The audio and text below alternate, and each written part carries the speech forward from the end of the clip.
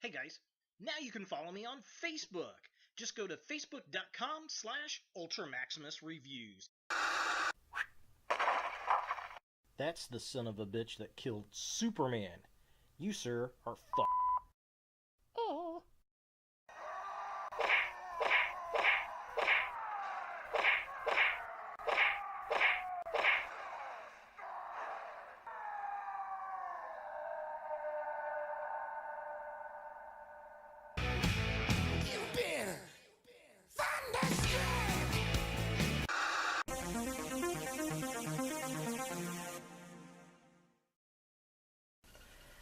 Hello YouTube, Ultra Maximus back with another toy review, and today we're taking a look at another DC Multiverse figure.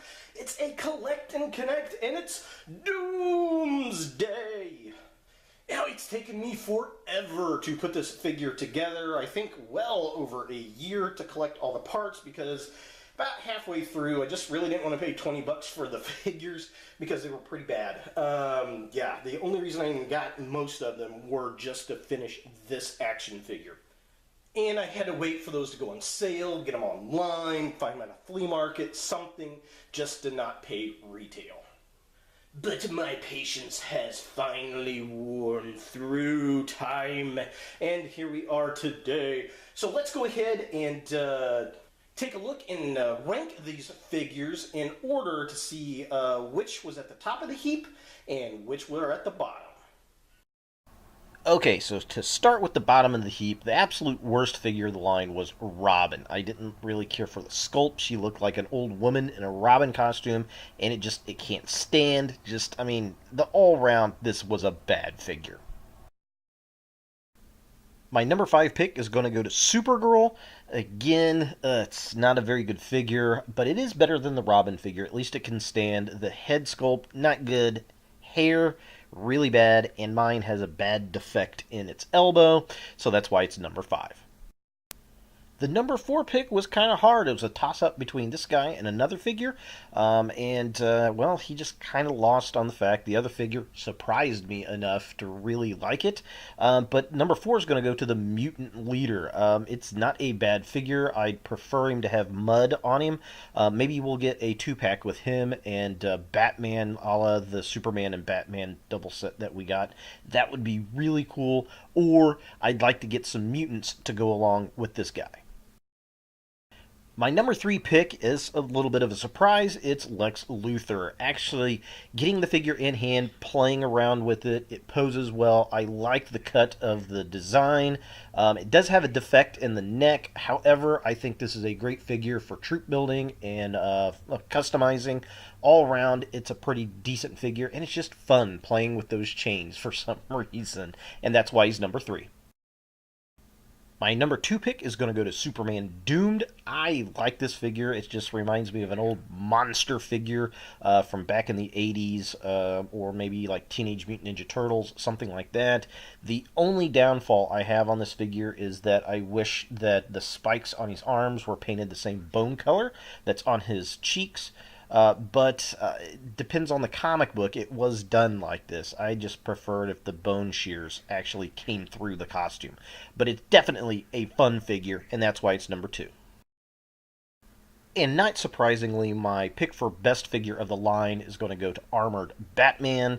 I love this figure. I think it looks just like the comic book. I like to pose it. It looks fun. I got the alternate unmasked head for Bruce Wayne from the Flash figure, the Walgreens exclusive, and I got to get another one of these just so I can have the armored and unmasked version. I like this figure a lot. I'm glad they did it, and I'm going to get the variant cover that comes with Superman as well. But it's awesome, and that's why it's number 1. Alright, so now we got that out of the way, let's go ahead and build Doomsday!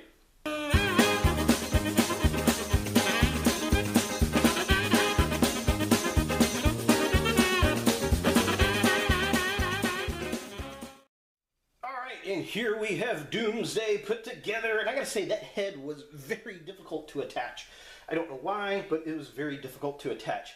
The arms kind of pop in and out, which on one hand is kind of nice, one hand is kind of annoying. It's not like they're falling out, but yeah, this thing is pretty good size. I am definitely digging him. My first Doomsday figure, which is not too terribly bad. I'm definitely digging him. He has the new 52 version. It's got the spikes and bones everywhere. But yeah, Doomsday! Very, very nice. As far as articulation goes, his head, that's as far down as it goes. It does look up quite a bit, which is nice. It can rotate back and forth. He's got a twist at the waist right there. He can ab crunch that far forward. Goes that far back. He's got a twist at the upper arm. It does have a hinge right there. There's a twist at the upper arm there. Big old single jointed elbow. He's got a twist right there at the hand. He kicks that far forward. Doesn't kick hardly back at all. He does do the splits really, really well. So he can kick really far forward. He has a twist at the upper leg. A big old single jointed knee right there. And then he's got a hinge on the foot, but unfortunately no ankle pivot. And this figure could really use some ankle pivot, I think. But overall, yeah, this is a cool looking figure. I'm definitely happy with him. So taking a closer look at the figure itself, the sculpt on this is pretty darn good. I'm definitely digging all the bone joints, the spikes, all the rock on him. It looks like Doomsday. I think the horns on his head look a little, I don't know, goatish to me. I remember him with hair hanging off, not really the horns there, but that might be the new 52 redesign of him. And loving the shoulders, love the spine. I think that all looks pretty darn good. Wish there was a little bit more paint detail, though, in the actual spines. Maybe some black wash over that light gray would have been cool. And I feel like his skin texture's a little too smooth. It should be rougher. But then again, in the comics, it's just kind of gray. So, I don't know. But other than that, I mean, it looks pretty darn good. Now, looking at the midsection of the figure, there are some spots on his arms and the back where they don't have any paint over some of his bony spikes. They're just gray. Very disappointing in that. I love the arms. I love the big fists. He's got the bones on there. I wish they would have painted his fingernails. I like the silver buckles on his belt. I think that looks pretty good. He's a little gapey on his abdomen crunch there and his elbows, but I mean, it's a larger figure. It's kind of hard to hide that, I guess. I don't know. The pants, they look right. They look like the green that we get in the comics. Definitely pretty cool there. It's just missing some minor paint detail on the pack. Kind of reminded me of Teenage Mutant Ninja Turtles figures by Playmates, where you just don't paint the whole figure. And finally, taking a look at the legs of the figure, again, we get issues in the back of the legs where we've got bone spurs that are not painted. Very unfortunate, but the knees, very painted, lots of bony spurs around there. Been nice, again, if they would have painted his toenails the same color as his bones. I think that would have been cool. He's kind of got the short pants there. Yeah, I mean, it looks pretty decent. I like the feet. They hold it up pretty well. The biggest gripe I got on the legs is the lack of the paint apps on the back. For comparison, here we have Doomsday next to a few other figures just to show you the scale of this guy.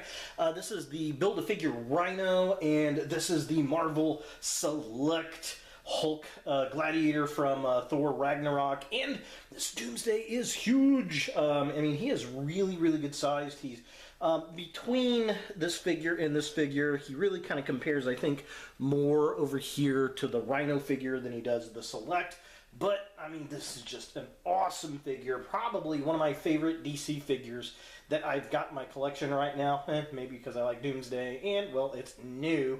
But it's definitely a lot of fun, and I think this is a figure that every DC collector should get.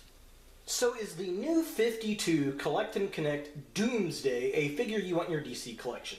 I'm going to say yes, because we don't get that many Doomsday figures. We've got the 2-pack Death of Superman set, which is a pretty good one. That's probably the best one, I think.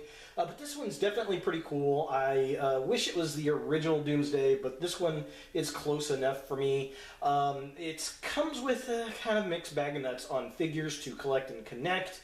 I only liked maybe half of the figures, but I will say this is the best Collect and Connect I've gotten thus far from Mattel and DC.